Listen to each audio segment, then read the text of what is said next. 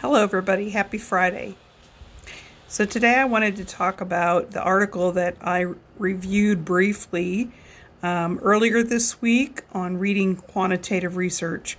We're going to take that same article, and that original video is on my YouTube channel. I'll post this to my YouTube channel as well. But I wanted to talk a little bit about how you know if an article is helpful for you to justify your research. So there's a couple things we look at. One is the title, and you can see newly qualified teachers, professional digital competence, implications for teacher education.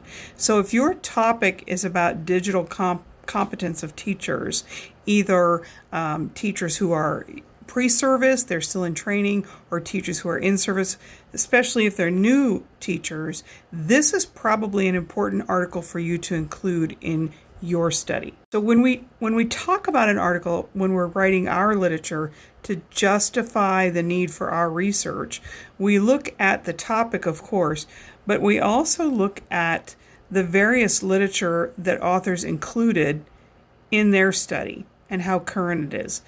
This particular study has a very good introduction to lay out the groundwork of defining teacher competence in information and technology use in schools.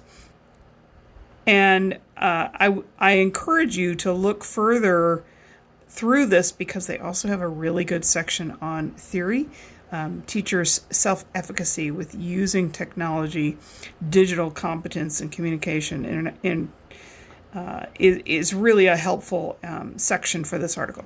But when we look towards the end, so we already know this is going to be, number one, the context is in Norway. Number two, the study used structural equation modeling, and you can see the research design and information here.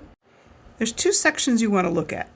One is the results of the study, and the other is the limitations. I think it's a little strange that the limitations are before the results, but either way, they're here and they're really important. One limitation they talk about is the sample size. This is really important, especially in a quantitative study. They wanted to include more, but they could not do it. So you have to acknowledge the limitations in order to give credibility to yourself as a researcher and to your study. The other is to look at the results where they talk about the properties, they talk about the characteristics of the participants, and the psychometric properties of the instrument, and then they discuss what all of this means for teacher education. So I encourage you to read all of this, even if you're not fully versed in quant stats yet.